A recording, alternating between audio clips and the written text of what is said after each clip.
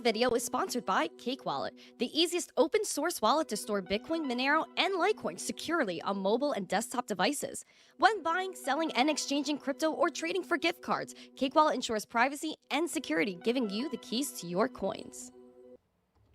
Good morning, everyone, and welcome back to the Daily Zest. I'm your host, Randi Hipper, here today on a lovely Tuesday to talk about Bitcoin, cryptocurrency, and everything you need to know about what's going on right now. And I will fill you in. So if you guys are here, you're ready for the zest, you're ready for the education, make sure you smash the likes, subscribe to the channel, and share the stream out with friends so more people know what's going on. Make sure before I say good morning to you and you say good morning to me, you check out our 3 amazing sponsors for the show. That includes Cake Wallet. Links are in the live chat as well as the description. Watch out for my Twitter for Cake Wallet and I. Make sure you guys also use code ZESTY at Market Cipher for 20% off. And then head over to Crypto Savings Expert where you could get a free tier, but you could also level up your Zest and get 15% off your first month or 15% off your first year with code ZESTY. So make sure you guys check that out, and also thank you, Crypto Savings Expert, for the amazing light I have in my background to give us more love and zest. I want to say good morning to everybody in the chat, so make sure you guys say good morning to me so I can say good morning to you. Will Bitcoin really go up again soon? It's up right now. It's up right now. It's at 70.8. We're about to 71K again. We have Mike Volmer, good morning. Randy, Joe Harvey, M2, All Set, James Kellogg, M2.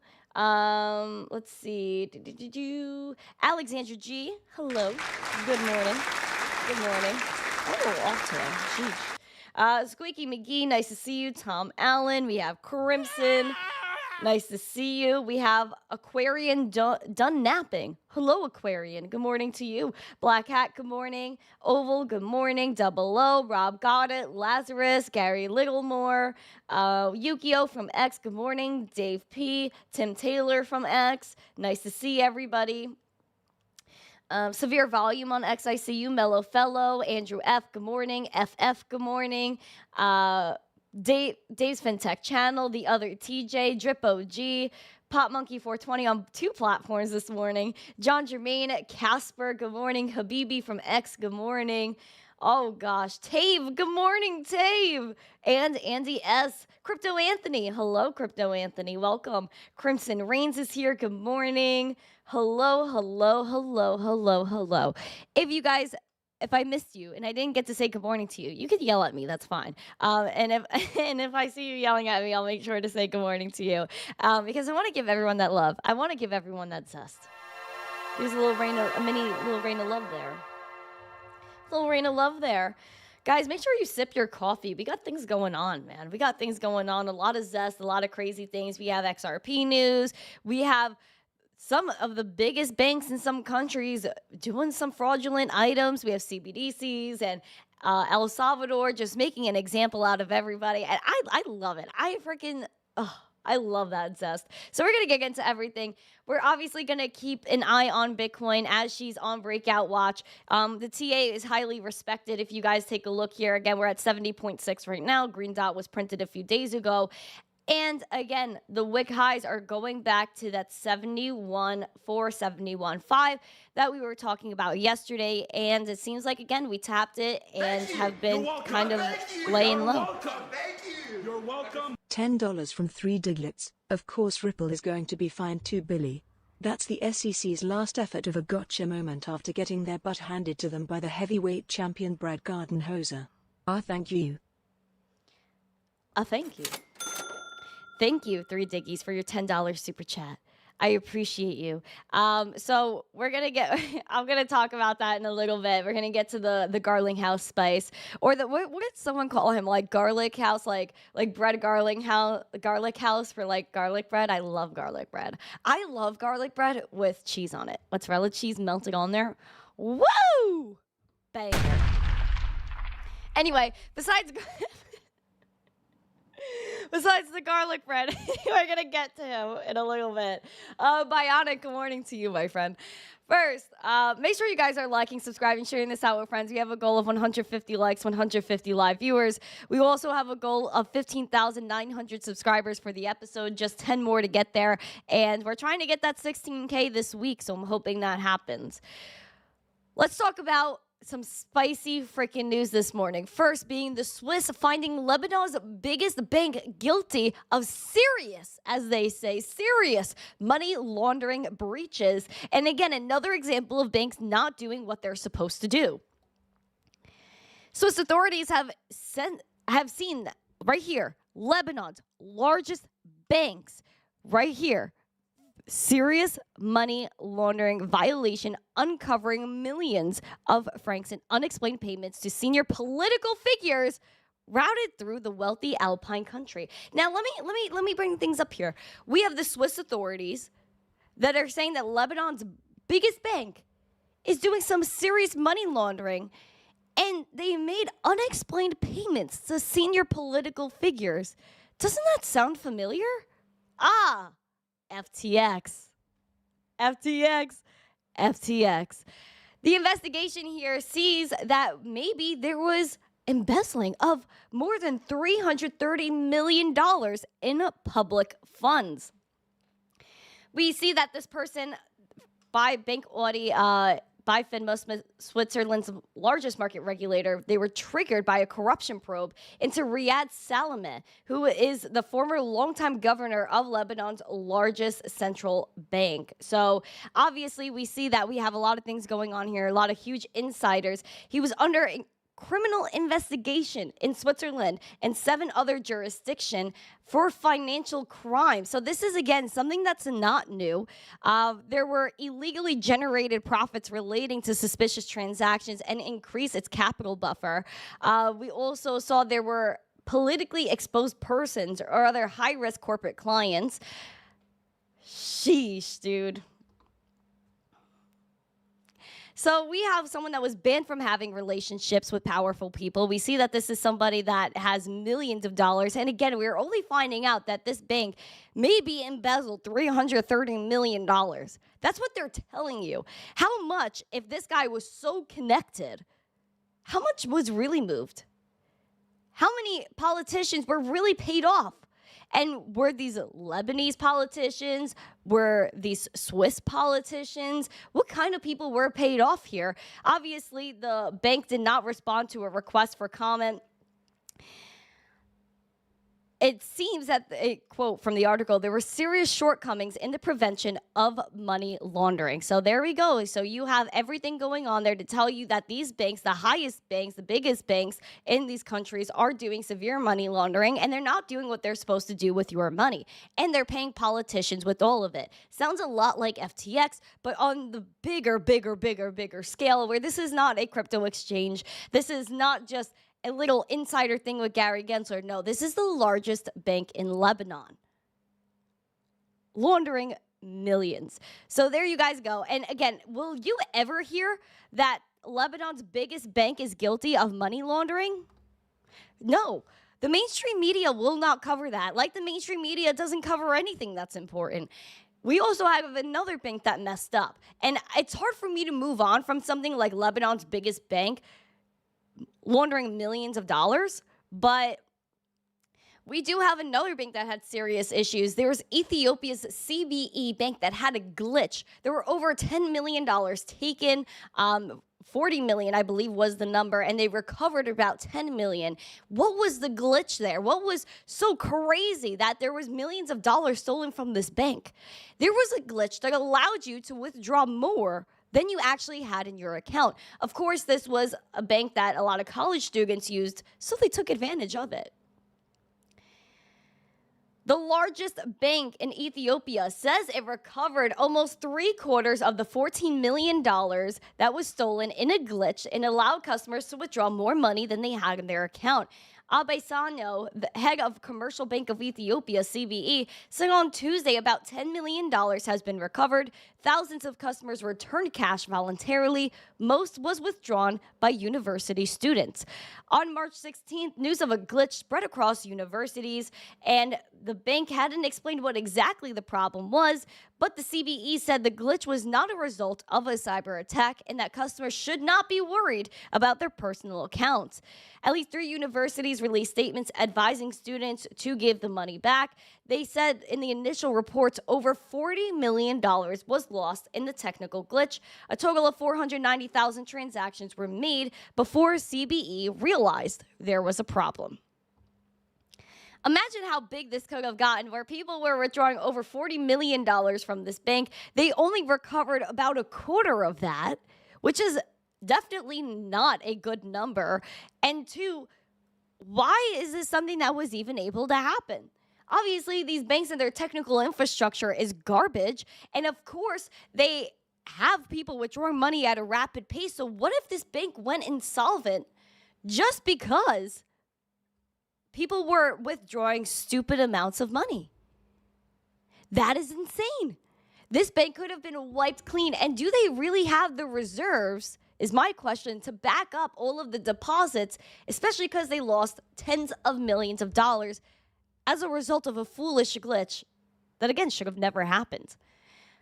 This is a prime example. Both this bank, Ethiopia, with their little glitches, Swiss finding Lebanon's largest bank to be doing serious money laundering, to be your own bank. Make sure that you are in control of your money. If you are your own bank, you have your Bitcoin or whatever cryptocurrency in your wallet, there's nobody that's going to stop you from transacting peer-to-peer 24/7, 365 with no censorship. And most importantly, no one can take it from you. And you don't have to worry about a bank, either a glitch that has all of your money possibly being gone that could wipe the bank clean, or 2, you have money laundering where you don't want to be tied up, where this bank, if your bank is associated with heavy money laundering and maybe they have to shut it down, or maybe there's investigations, or there's so much money gone that the bank is insolvent. And how many banks are really insolvent that they're just not telling you about? That's a whole other rabbit hole, so we'll move on from it. Wow. Banks messing up. Sheesh. Now, that's why I created this poll in the chat as I'm sipping my coffee. Who do you, in the chat, Morty with all the beautiful gifts on TikTok, who do you trust more? Pick it. Banks and TradFi bros, Bitcoin, the Zesty, or Emma, always Emma. Let me know who you trust more. Banks are old garbage tech. I agree. I agree. The infrastructure, the technical infrastructure of these banks are ancient. Absolutely ancient. And there has to be a time where they have to update all of that. Lazarus said, who do I trust? Me, that too. Freaking Lazarus, dude. Lazarus. Period. Chief trusts his dog. Same. I don't even have a dog. Shout out to the Squid Grow family. I see a lot of squidders in the chat. Hello. Nice to see everybody there. Speaking of banks, we're going to keep on that track because we have a Turkish bank that's moving into digital assets with Taurus. We already know Taurus is Credit Suisse backed. Credit Suisse was acquired by UBS, so I'm not sure how much that means anymore. However, they're moving into digital assets. They're getting into tokenization, and Taurus has their hands with a lot of banks. They're all tied up in the TradFi lane. Isn't that right, Satoshi Sean? A shout out to Satoshi Sean. We have this Turkish bank, which is an investment banking firm and one of the first neobanks in Turkey, moving into the digital asset custody and tokenization with Swiss cryptocurrency provider Taurus. The Turkish neobank signed a partnership with Taurus to implement tech in order to provide digital asset custody and tokenization services. They announced the news on March 26th. They mentioned that the collaboration is structured through wholly owned subsidiary Mission Tech. This will deploy multiple Taurus-developed solutions, including custody platform Taurus Protect, the tokenization tool Taurus Capital, and blockchain node infrastructure Taurus Explorer. They're known for providing custody services to Santander and Credit Suisse. The latter is also a major Taurus investor, leading a $65 million Series B raise for the firm in February of last year. They said with this collaboration, Turkish assets will be made accessible to investors worldwide through tokenization. He added that local solutions for digital assets will be designed with the contributions of Istanbul Technical University and KPMG. They stated, with the completion of local regulatory framework for digital asset custody services, our efforts will make Turkey a center of excellence and attraction in its region regarding custody services and tokenization. Let me shine a little light here on you for tokenization. In my opinion, I think a lot of this is a trap, 100% a trap. One, Credit Suisse is still taking a lot of the credit for this, which isn't it UBS now? It's a little bit odd that they're not maybe having this fall under UBS.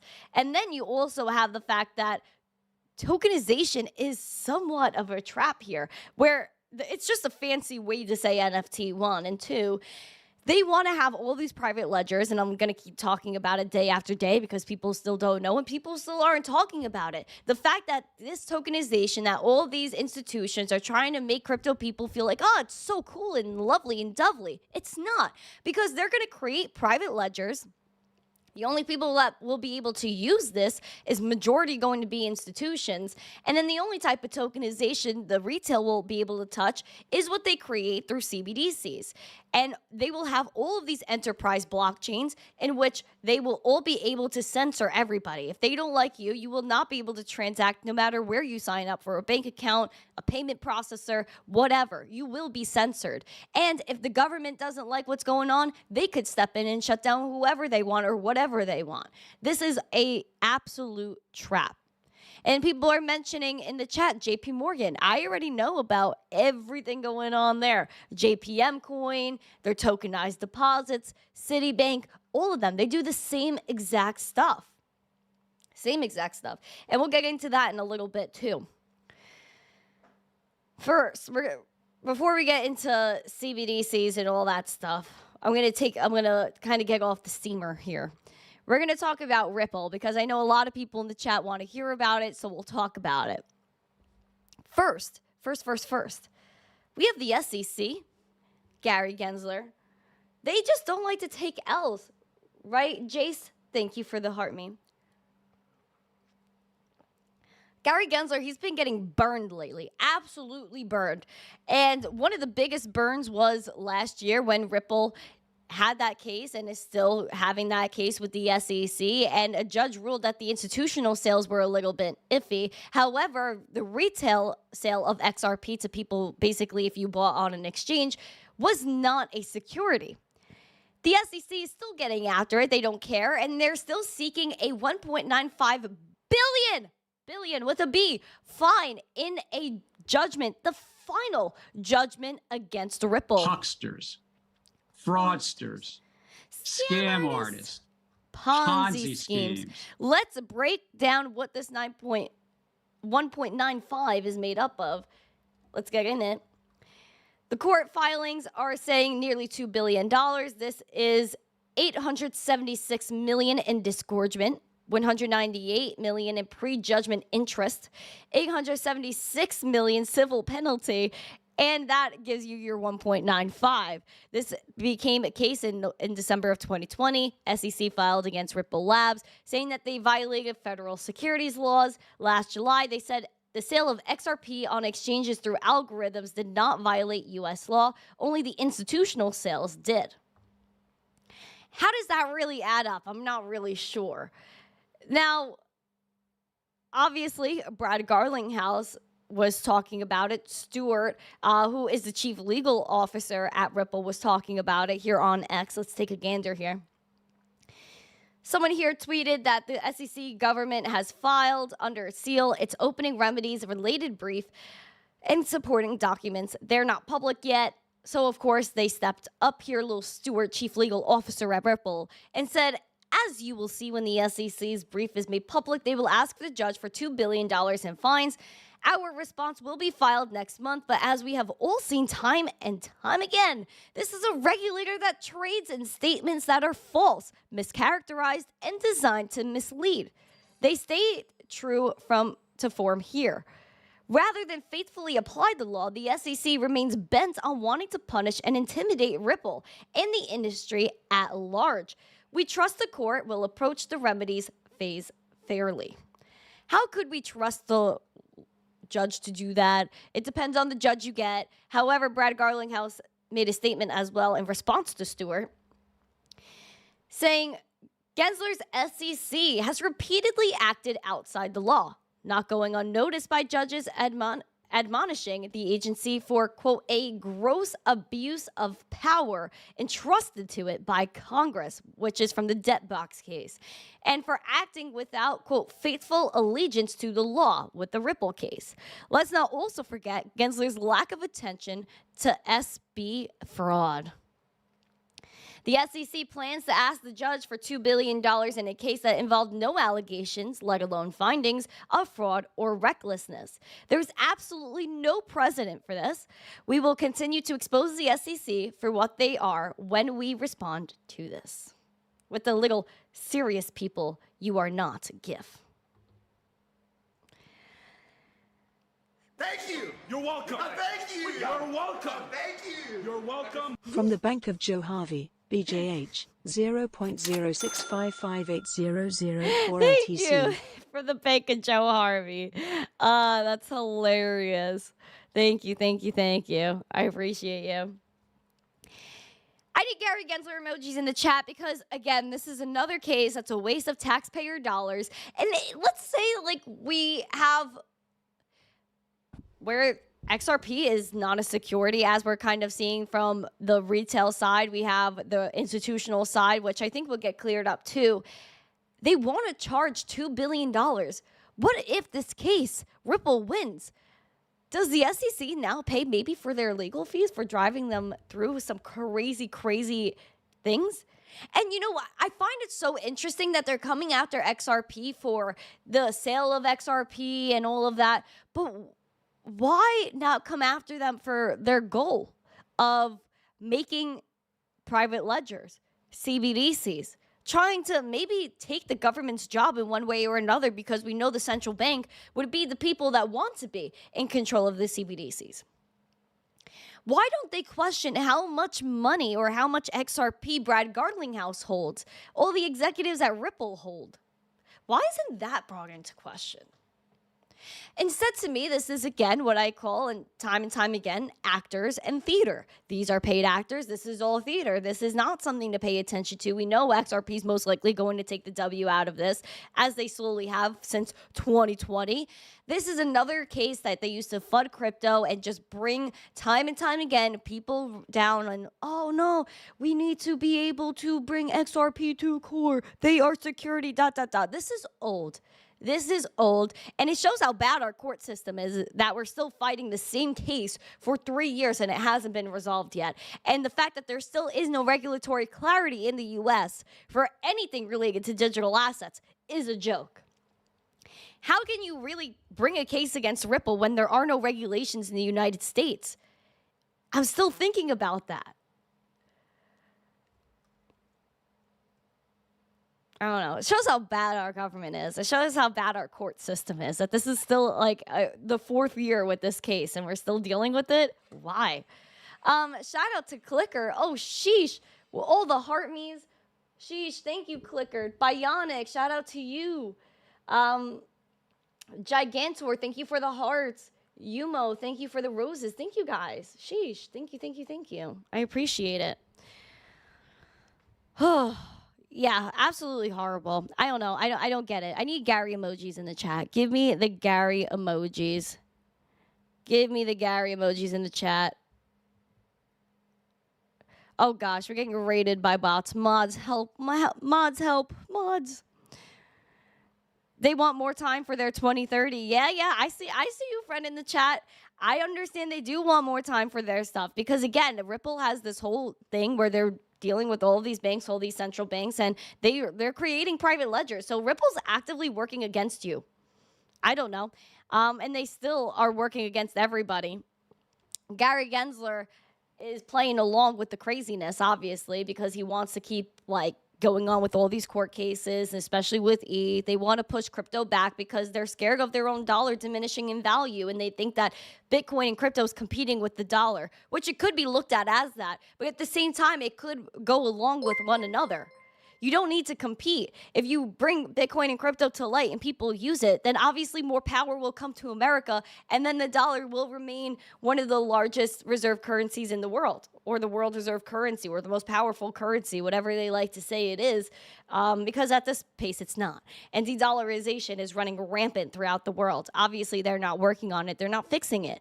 They should fix it. They should want to bring power and economic growth and innovation back to America. We used to be the place where there was innovation. There was all these revolutions in technology. And now we're just lame. We're behind. We're run by old people. And everyone in the world sees it. Everybody in the world sees it. I've been seeing parades from all over the world where they have the Statue of Liberty in shackles. Why? There's a reason. Other countries are seeing us diminish more than our own citizens are. It's not something to sit with. It does keep them in power, Lazarus, absolutely. Guys, we need 8 more subscribers until we hit 15,900. We're so close to 16K, bro. We are so close to 16K. I'm sure we're going to make it soon.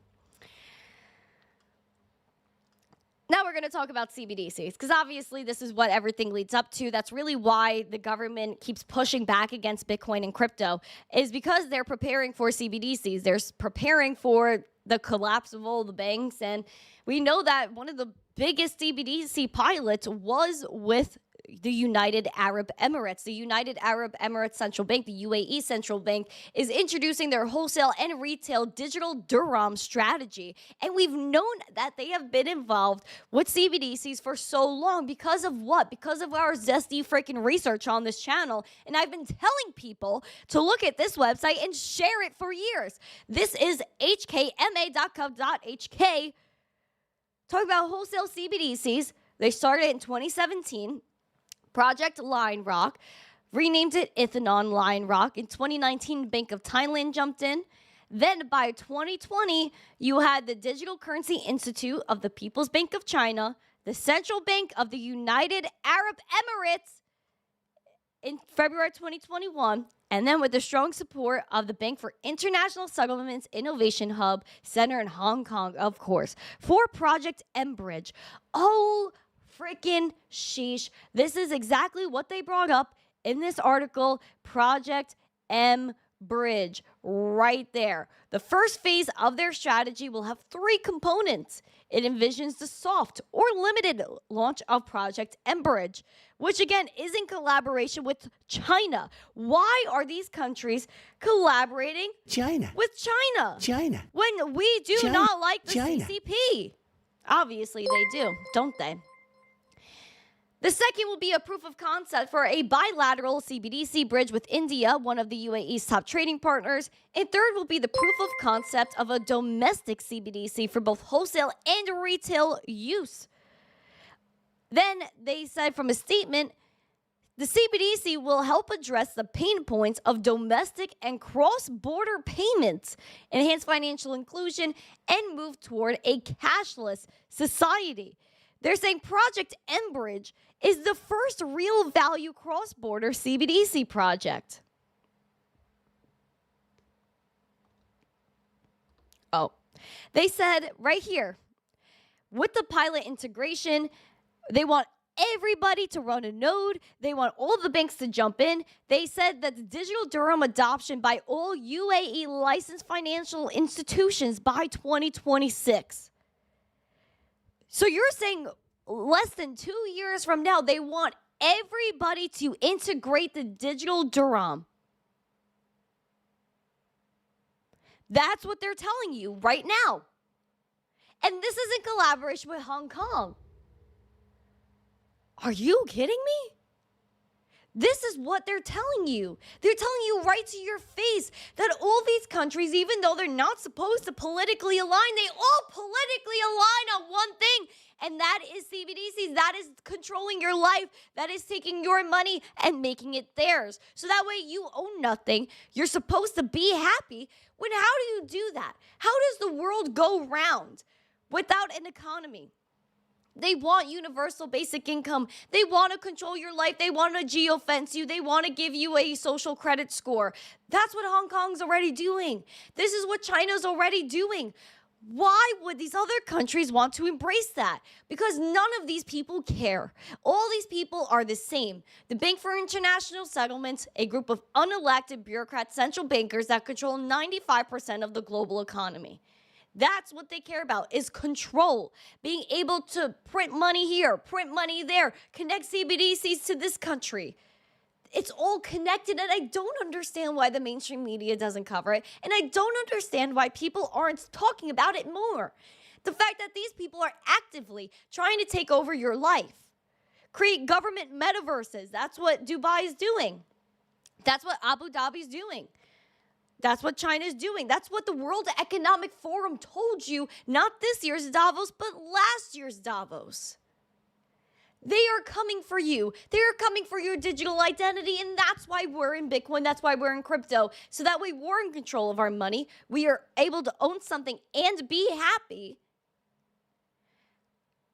Spread money. And when you think about sending money to somebody, it's not just money. Money is basically value and information. That's what we need the right to. Free speech, value, information. Being able to send a message to one point or another without any intermediaries, without any censorships. Satoshi aligned that perfectly with the Genesis block. The message about the chancellor on the brink of bailouts for the banks.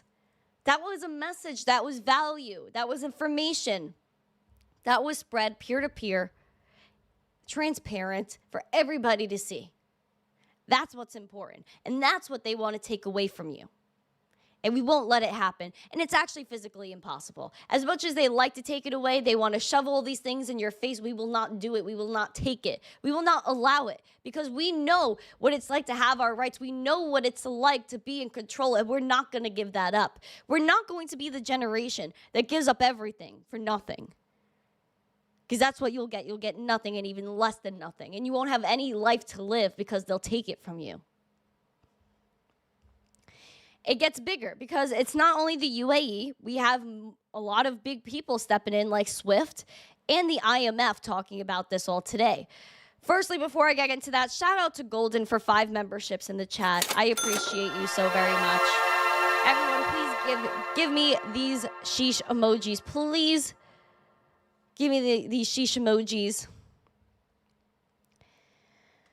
We have SWIFT, who's been working on blockchain and CBDCs for a while, and they declared their second sandbox connector test a success for their CBDC and more, because obviously SWIFT, the IMF, all these people are crazy and they want to take over the world, and it's obviously the same people that run everything anyway.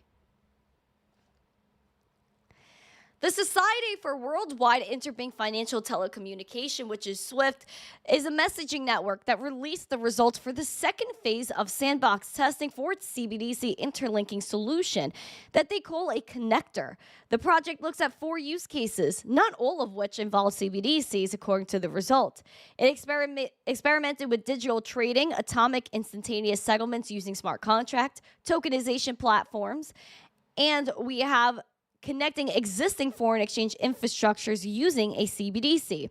The fourth one involved liquidity saving mechanism algorithms to reduce fragmentation of liquidity across platforms. Isn't that a little odd, tokenization? Like I've been talking about CBDCs, tokenization, it's all connected. Nobody likes to agree with me. Quote, a single point of access provided by SWIFT can enable institutions to reuse their existing channels, reach new networks, and bring down participation costs.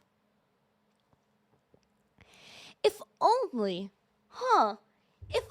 there was a way to transact peer-to-peer with low fees. Of course, my TikTok live is getting whatever. Oh, wait, we have Bitcoin, we have crypto, we have public blockchains that we could transact and tokenize things peer-to-peer transparently when these people, again, will create private ledgers. Who's involved? Over 125 users, including ANZ, Citibank, Deutsche Bank, DTCC, HSBC, Standard Chartered, And all of these other banks, including Shanghai. Oh, this isn't what I've been telling you for years now. This isn't what I've been telling you, that every single bank that was listed here, we've found in multiple other CBDC projects. Every single one of them. Every single one of them are involved in multiple other CBDC projects. So, like I've been telling you, every single thing I've been telling you has been correct leading up to this point. That SWIFT, all these huge organizations, they don't care. They will be moving towards CBDCs, and they want to make sure they are in control of the whole world's money. It's not just country to country. It's not just person to person. It's the entire world. They want to see everything. They want everybody's information. They want to know where everyone's going, what everybody's doing, and to cut off everyone while doing it. Especially the IMF. The IMF, of course now, is recommending stablecoins and CBDCs to boost Pacific Islands economies. You're telling me that after all these years, the IMF is saying we are geniuses. We are going to fix the economies in the Pacific Island with stablecoins, CBDs. Oh, whoa, they are freaking geniuses, aren't they?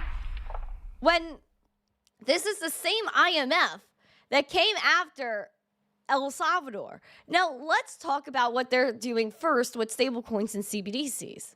And it's embarrassing, dude. The IMF believes that digital money, both private and public, could help the world's most remote and dispersed nations in the Pacific Ocean raise financial inclusion and the quality of financial services. What was that special line right there? Both public and private, which again, I've been telling you over and over again, they want private ledgers. They will control you with these private ledgers, these enterprise blockchains. You will be blacklisted. You will be completely controlled and censored with these. And how does it bring financial inclusion? If you don't like what somebody's doing, you'll exclude them from the system. That's not including them. That is not anything that helps peer-to-peer. That does not help the economy. It only, again, gives more control to people that have a control already and suppresses people even more than they already are. They said, quote, limited and unequal access to financial services contributes to persistent poverty and inequality. The countries are highly dependent on remittance flows, which makes them disproportionately impacted by diminishing correspondent banking relationships. They believe that they can benefit from digital money by development payment systems. They also report that they're focusing on CBDCs, and it's heavily advocated by the IMF and private stablecoins that are backed by foreign currencies. They said foreign currency-based stablecoins should be a realistic alternative for countries without their own currencies, though only with robust regulation and supervision.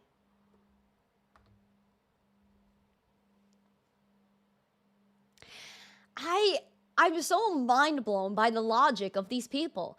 You're telling me that you're giving people financial inclusion by giving them CBDCs and stablecoins when you're already going to make them private? And if you don't like what somebody's buying, you don't like what they're doing, you'll censor them anyway. So the people that already are at a disadvantage will be completely ruled out of the entire financial ecosystem. That's exactly what they want. The only thing that gives you financial inclusion is crypto, because anyone anywhere in the world could get crypto, send and receive crypto without that being censored or watched by these people. That is not freedom. That is not inclusion. That's only taking over, controlling more, and excluding whoever you don't like that doesn't follow your rules. So that way they can't take part in the global financial system. Now, the IMF, obviously, they know what we're talking about here, because they had the consultation with El Salvador before they enacted Bitcoin as legal tender, telling them that they will default on their debts.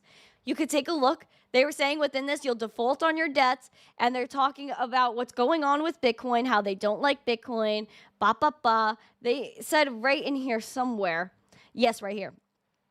They had the Chivo wallet. So if you guys, the Chivo e-wallet was what people in El Salvador could sign up for, and they would get their airdrop of free Bitcoin. So directors agreed on the importance of boosting financial inclusion and noted digital means of payment such as the Chivo e-wallet could play that role. However, they emphasized the need for strict regulation and oversight of the ecosystem of Chivo and Bitcoin. They stressed that there are large risks associated with the use of Bitcoin on financial stability, financial integrity, and consumer protection, as well as the associated fiscal contingent liabilities. They urged the authorities to narrow the scope of Bitcoin law by removing Bitcoin's legal tender status.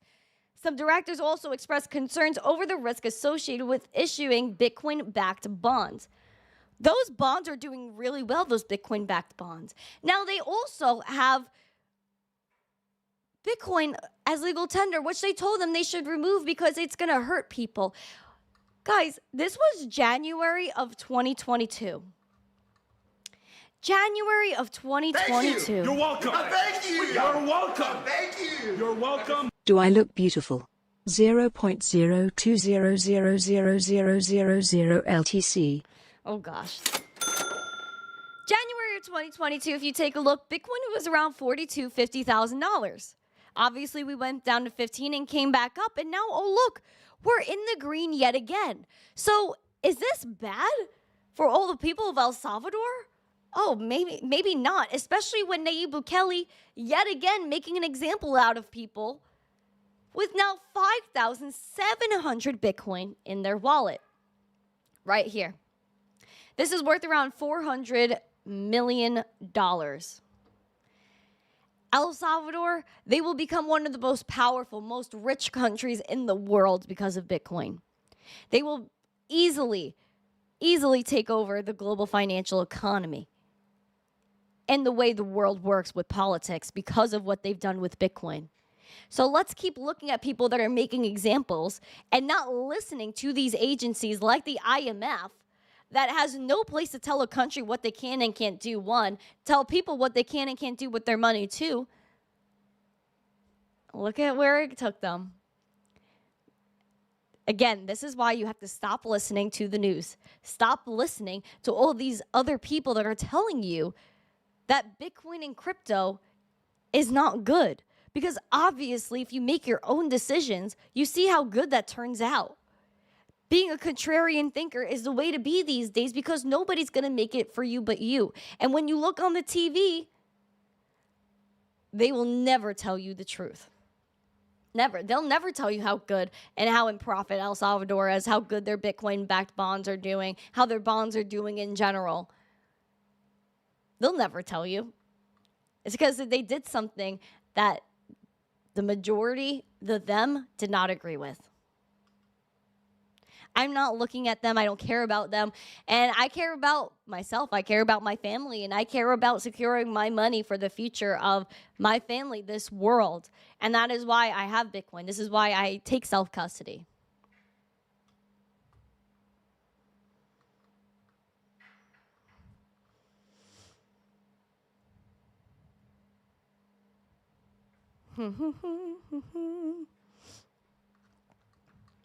Make sure you guys smash the likes and share the stream out with friends. Let's get after it. We are gonna save the world. We really will save the world with Bitcoin and crypto. This is what we're trying to do here. This is what we're trying to do. We do have some drama here. Let's talk about Dodo. We're going to talk about Do Kwon before we talk about Do Kwon. Shout out to Race talking about Doge on X. We do have 7 more subscribers to our goal of 15,900. Only 107 subscribers away from hitting that 16,000, so pump it up.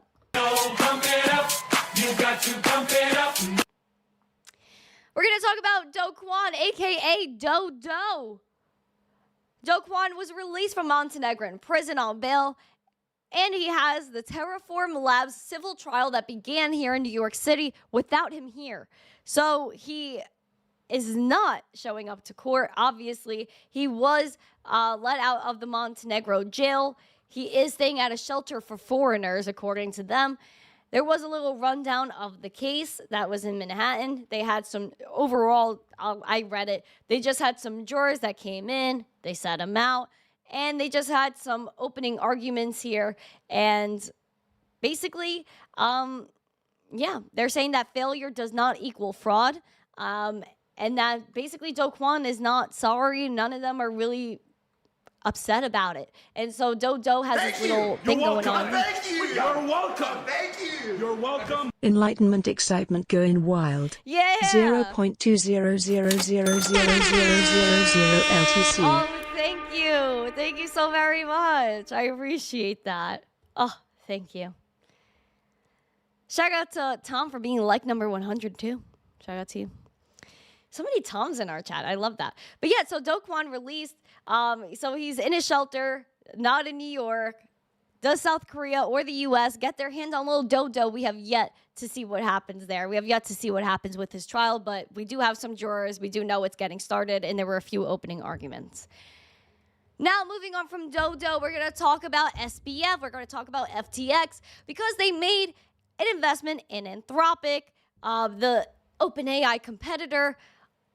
Oh, this investment is now worth all of a sudden $1 billion, and there's a lot of people that want to get their hands on it. Apparently, they're going to sell around 2/3 of their shares, and this was around $1 billion now, and they're selling $884 million, and we are having some institutional investors that want to get in on the Zest, and they want to get in on these shares. According to a Friday court filing, the top buyer is ATIC, Third International Investment Company, that's wholly owned by the government of Abu Dhabi's sovereign wealth fund. They agreed to purchase this for the shares for $500 million. Other buyers included Jane Street Global, an affiliate of the employer of FTX CEO SBF, certain funds tied to Fidelity and the Ford Foundation. The sale of Anthropic is a big win for FTX because they are saying they're going to give 100% back, which is a complete and utter lie because we know they're not giving 100% back. If you had Bitcoin on the exchange and you left it there and they said they're going to give you 100% back, they're giving you $16,500 Bitcoin, not $69,000 Bitcoin, which again is not 100%. That's literally close to nothing. Missing all your gains, which is, again, stop keeping your crypto on the exchanges. Be your own bank. And it doesn't matter how many times we say it on this channel, because cycle and cycle again, people will trust Coinbase. They will trust all of these exchanges when they should do what they're supposed to do. If you go to an airport, you are exchanging your currency for another, and you're putting it in your wallet so you could go spend it. Do the same exact thing virtually. Don't mess around or else you're going to find out. You don't want to lose your crypto. You don't want to lose your money. You want to be in control of your money. You want to be in control of your finances, your life, your freedom. This is what it's about. This is the revolution.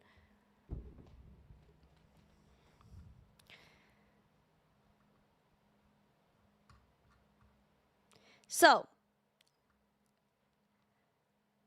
let's talk about ETFs, which we're going to skew into ETNs. We do have Grayscale that's tipping the ETH ETF approvals despite the SEC's lack of engagement. Obviously, people are like, what's the SEC doing? Are we going to have some ETH ETF? Is it going to be a security? People from Grayscale, including Greg Salm, who is the chief legal officer, has been speaking out about it. Let's put it in book mode. Recently, there's been a lot of chatter about spot ETH ETFs. I'm personally not deterred by it and believe the ETFs should be approved. Right now, I want to talk about the perceived lack of SEC engagement. In the final months leading up to the Bitcoin ETF approval, Grayscale and others received positive and constructive engagement from the SEC. We had thoughtful conversations.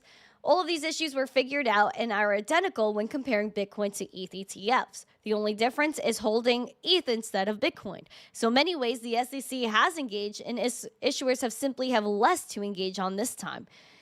Perhaps I will feel differently as we get closer to the final approval denied date in May of 2024, but at this point, I don't think its perceived lack of engagement from regulators should be indicative of one outcome or another. So I'm kind of with this guy, Greg. I agree with him.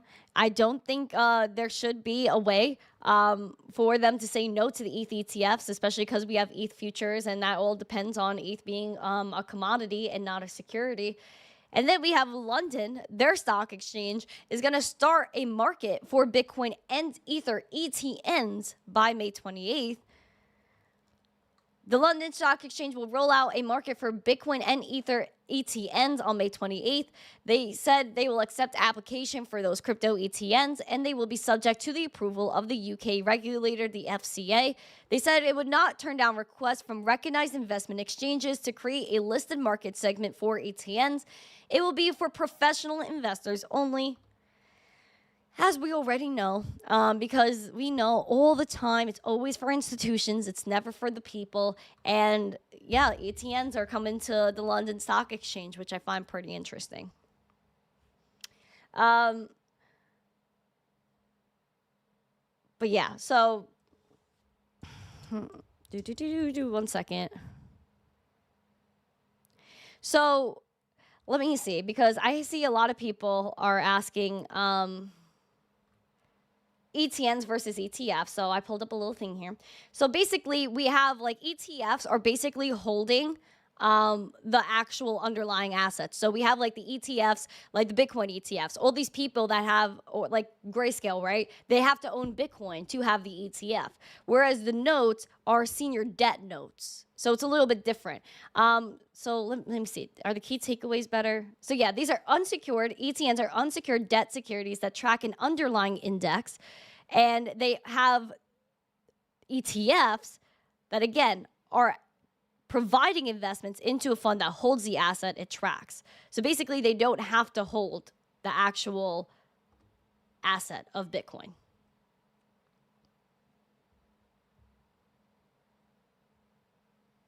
And then there's also tax differences, which, again, I'm not like a tax person, so I can't really tell you all that. But yeah, so, and also, if you think about it, who holds all this Bitcoin for these ETF issuers? Majority is Coinbase. Someone say I'll stick with ETFs. Listen, I'd rather stick with just Bitcoin and not touch any of it, in my opinion. But we're going to go into the market recap, guys. Let's get into it. We have a little sea of green, some red bubbles, too. We see Aptos that is booming today. We have ICP that's doing pretty good. We have Bonk, Beam, Dog with Hat that's still doing good. So we'll get into it. We'll see what's going on there. We'll see what's going on. And if you guys have any chartery requests, let me know. Okay. So we have Bitcoin this morning, $69,600. We just fell below that 70K. We did touch that 71.5, that little resistance we were talking about before, which is technically, my mark is at 71,464 to give you the exact number that I'm looking at. Green dot, still pulling that momentum over that zero line, so we're still doing pretty good. VWAP is still going up, would like a little bit more confidence there. And we have the RSI that is just kind of flat right now. Technically bullish, but not giving me the best of the zest. Again, could we go bounce off this 69.1 or like just a smidge over 69K, the all-time high from 2021 as marked here? Sure. And if it does, cool. And I would like to go revisit 71,464. That is ideally what I would like to see. And then we have Ethereum. That's 3,557, literally bouncing off and respecting our TA here. You're welcome. Thank you. You're welcome. Could you please purchase Randy a cup of coffee? 0.028119444 LTC. Sure. I got you. So yeah, bouncing off that 3550 we were looking at, and then I bullishly want to go to 3950. We have that green dot that's pulling on the momentum. VWAP is pumping. Freaking beautiful money flow. Some of the highest money flow we've seen on Ethereum pretty much since right here. That was February of 2021. February of 2021. What were we doing there? February of 2021. Wow, yeah, February of 2021, we were trying to bounce from this $1,290 to $2,000. And look at where we're at now with those same levels. So yeah, I would like, if that keeps going, definitely look up to that 3950. But if not, look at holding neutrally 3545. And then also look at 32.30 for some bearish scenario. And then we have King Snooch in the chat that's telling me that I should have gone to GDC with him and Douglas Hype. And listen, man, I love Douglas. Snooch, you're an amazing dude. I'm sorry I couldn't make it. And I haven't been going to conferences for a long time, and it's for a reason. I'm waiting for something zesty, and I have been waiting for something zesty, and I have found zest, and that is the Litecoin Summit, July 24th to the 25th in Nashville, Tennessee. Tickets are only $84. You heard? $84 for a darn ticket. That's $4 less than the price of one Litecoin at the moment. So why don't you come? Come hang out at Litecoin Summit. Come hang out at Litecoin Summit. I'm ready for the zest. I want to meet every single one of you. Every single one of you. So please come hang out with me. I can't wait to see you guys here. NFT NYC question mark. So I am not going to NFT NYC. I went for a few years in a row. I live here. I just didn't feel the zest about it, gonna be honest. And that's, again, I haven't gone to conferences for that reason. But I really do like what they have going on there. But yeah, I'm just not going. So if there are side events, you guys could let me know, send them over. But I don't have any plans to go, especially because the city has just been not good for women. If you guys have been seeing what's going on with girls being punched in the face left and right. So I'll pass on it for now. But again, if there's any side events, I'm going to look at those. And I also might be going to a Dogecoin meetup this Saturday at 6 p.m. at Williamsburg Pizza, the Lower East Side location. And that's going to be Saturday at 6. If anyone's in the city and wants to go meet some Dogers, you guys could definitely go there. But again, Litecoin this morning, $89, doing pretty good, down 1.6%. We have that green dot that pulled the momentum up, but that VWAP is not giving us the best of the zest. Looking for more green money flow. RSI looking to go more bullish. I wish it was more bullish, but we see it is teetering down, but still not technically neutral yet. Bullishly 91.70, that's where I want to close. That's where I want to be. Neutral / bearish 85, and then bearish is 75. But bullishly, of course, 97. Of course, $97. And then what do we got? We got Dogecoin, as I was just talking about, 17 cents over 17.5 cents, up 1%. Beautiful momentum. VWAP, though, is giving me curvature. And you guys know I love curvature on things like the momentum, but I don't like curvature on the VWAP. I want sharp upward VWAP. And then we have RSI. RSI has been kind of like meh. This is choppy. This is meh. So it's technically bullish, looking bullish. Would like to see if it keeps going. So the next level you're looking at is obviously just that 19 cents, 0.191. And then we have the bearish 14.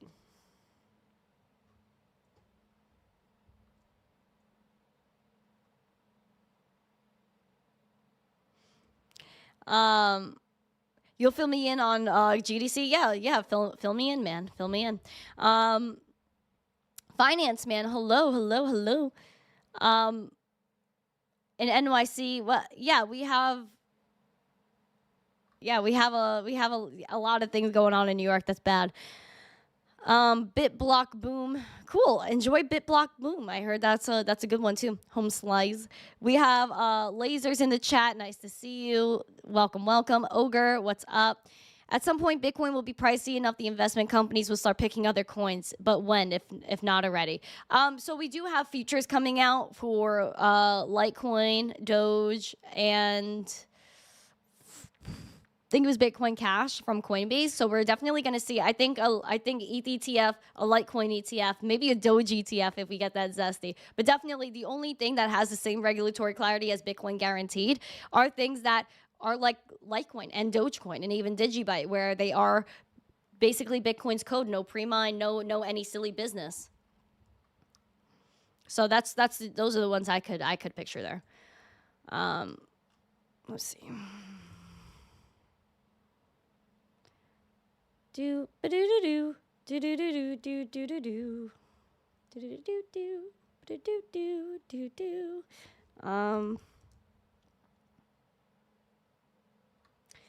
So I see Tave wants me to do some Sui in the chat. Sui. Is it Sui? Or Sui? I think it's Sui. Sui spoo. Little Sui spoo. So obviously, I can't really give you much because there's really not a lot of history. I could just tell you to watch out bearishly for $1.04.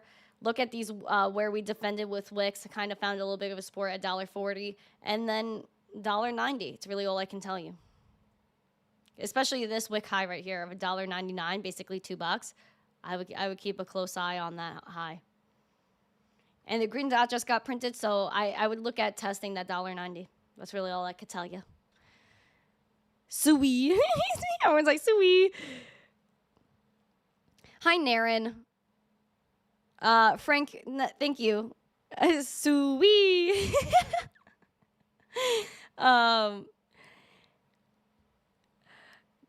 With an ETF, doesn't brokerage house custodian keys? I think Coinbase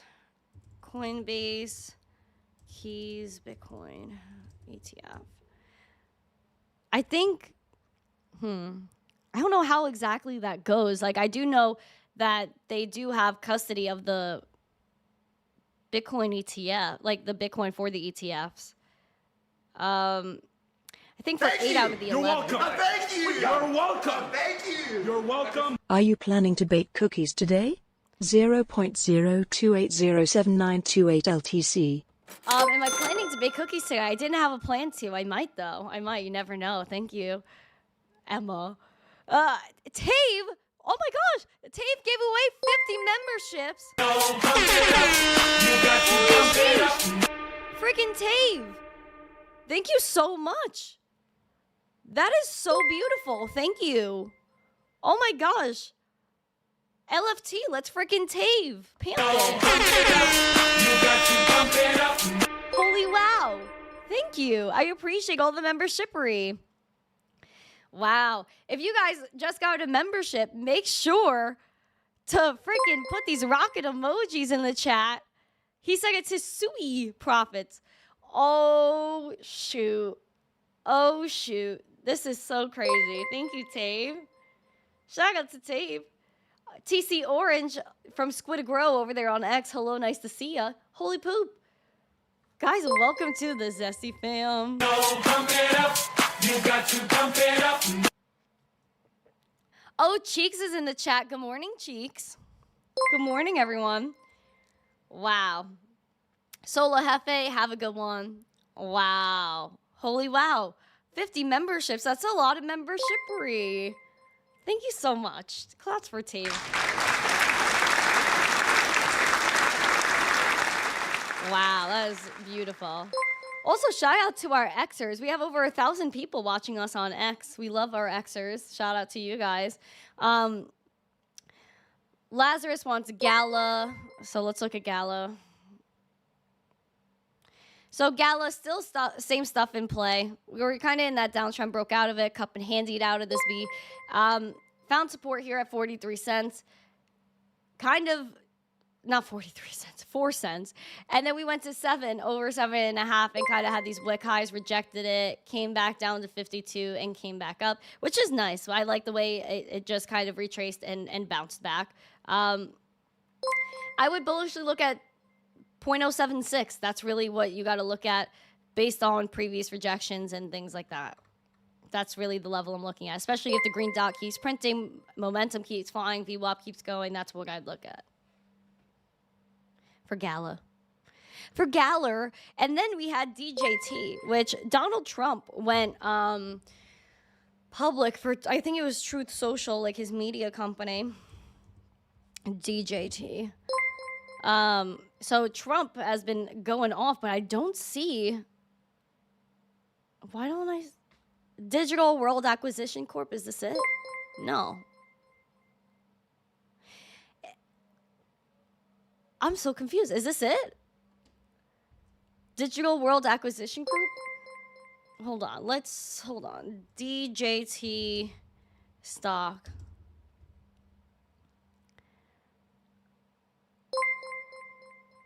Is it the right one?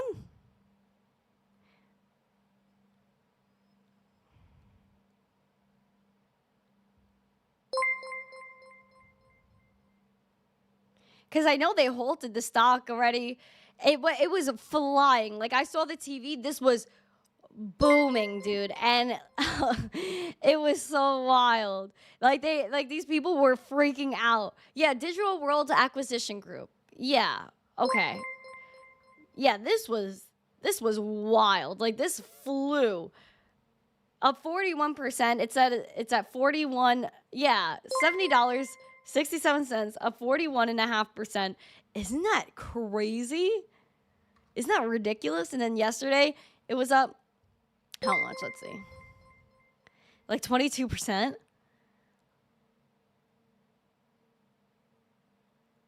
I don't know.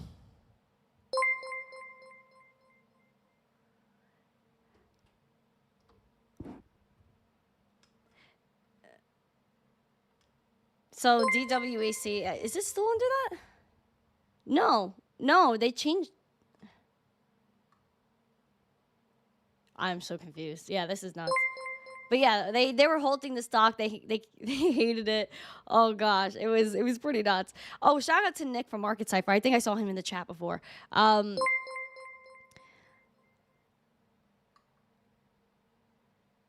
Yeah, the IPO was today, so that's why I'm so confused. Like, cause I see DWAC, and I see like history here, which doesn't make sense. So I guess I can't find it yet. Yeah, I don't know. But listen, love him or hate him, he's coming after the whole. They're coming after everything. Yeah, I don't see DJT here. It's a little weird. Yeah. Yeah, so it switched over. Yeah, so this is the right one. I'm not crazy. But yeah, it had a high today of like 79 bucks. It's pretty nuts. DJT.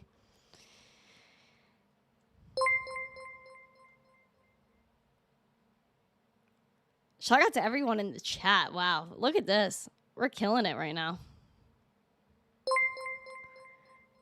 Wade block. This is the place to be versus TikTok. It's hard to do the TikTok one. TikTok is like, it's hard to see.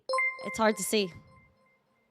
But yeah, hopefully you guys are smashing the likes. We're at 70.3K Kwon, killing the game right now. 70.4. Again, we're back in the green ever so slightly. Looking to test that 71.5. Really want 71.5 back, and then maybe that could boost us up to like 72.2. Yeah. 72.2 and then 70. I remember 72.6 was just a pain in the butt.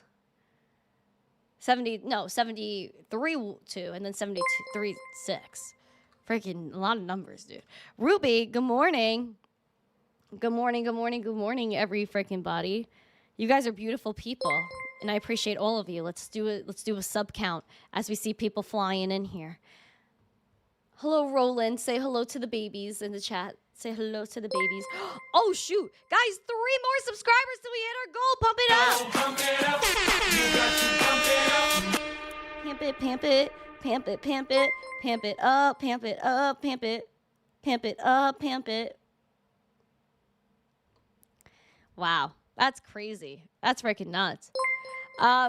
Yes, I did see the bridge collapse, and I send my love and prayers to everyone and anyone that was affected by that.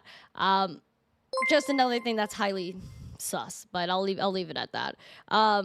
It's horrible, and we're just seeing devastating things happen every single day.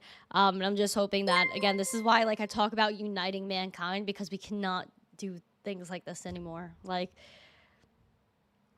oh, man, I don't know. I don't want to get too crazy, but it's definitely not right. You're one of the new 3. Use it to watch on X, but thank you, 414 or 4i4. But yeah, it's horrible what's going on right now. Like, it's just disgusting, but whatever. Unify mankind, that's all we can do.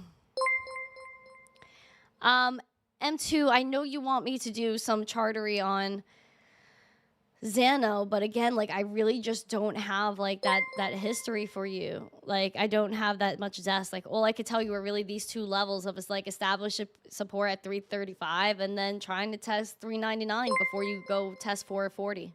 That's really all I have. There's not a lot of history. I'm sorry. You know I'm here for you, M2. Don't forget us, 16K, when you're at 160. I will never forget about you guys.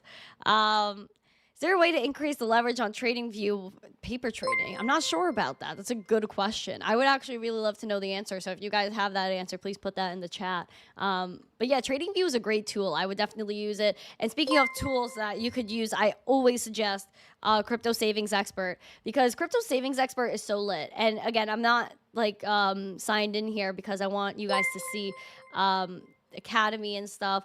You could get in there. You could try all the stuff that goes on. And if you want, join CSC Plus, right? So if you want to sign up, there's the free to get started where you get your news, free courses, info guides, all that stuff. And then you could jump in, and this is where you get your 15% off your first month or your first year, depending on how you sign up. And you could get 15% off this. But you could, again, you get all these perks and all these things that you could do to be able to step up your crypto game and education.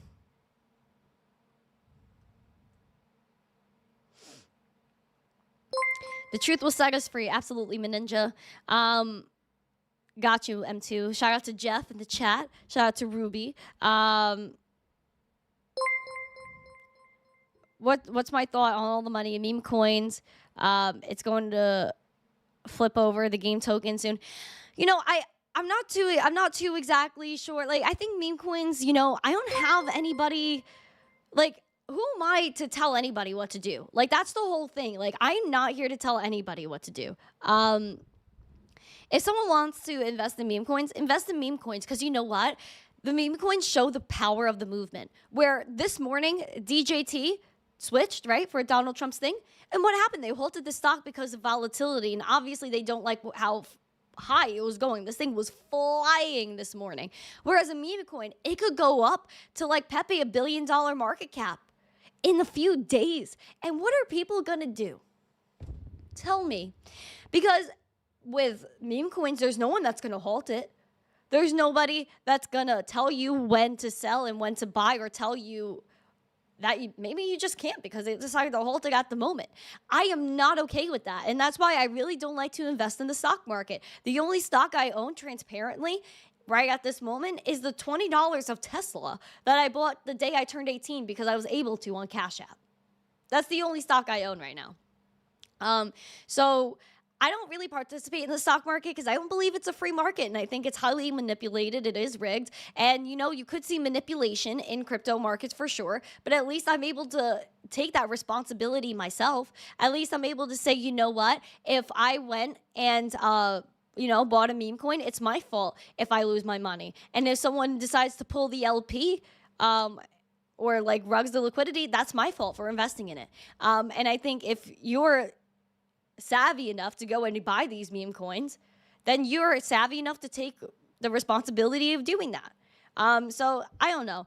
That's just my opinion. I think meme coins represent a free market where there is no censorship, there is no control, versus the stock market where they control every single thing that goes on there. Shout out to Michael with the heart me. I appreciate it. Guys, 2 more subscribers. Pamp it now. Hello, Smokey.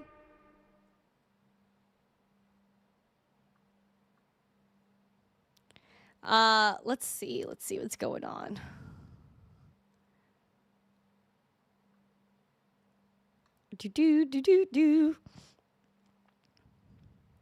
Wade, he said he lost 12K with options. Oh, I'm sorry about that. Otto, hello. Guys, 1 more subscriber. Pamp it now. I see you out there. You're not subscribed. I see you out there. You're not subscribed. Rock on, subscribe to the channel. Oh, we did it. Guys, are we going to celebrate 16K this week? Oh, I am so excited. Pamp it up. You gotta pamp it up. Don't you know? Pamp it up. You gotta pamp it up. Don't you know? Pamp it up. Oh, God, that's so beautiful. I love that. Thank you guys for being so amazing. Holy sheesh, guys. We have 100 subscribers left until we hit 16,000.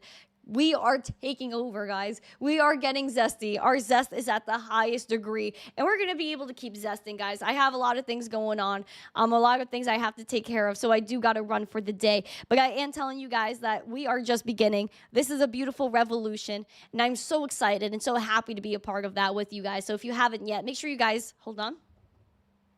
Maddie B. Why don't you like and subscribe and share this video? Thank you guys so much for joining me. I appreciate every single one of you. Have an amazing day. If you haven't yet, again, smash the like, subscribe, share the stream out with friends. Let everybody know what's going on with crypto. Watch out for the Bitcoin price. She is teetering towards that 71.5, and you have to look at that 71.5. Have an amazing day. I appreciate every single one of you. I'll see you guys tomorrow, 9:45 a.m. Eastern, as always, Monday through Friday. Have an amazing day. And as always, stay zesty. Why don't you like, subscribe? Because, baby, it sounds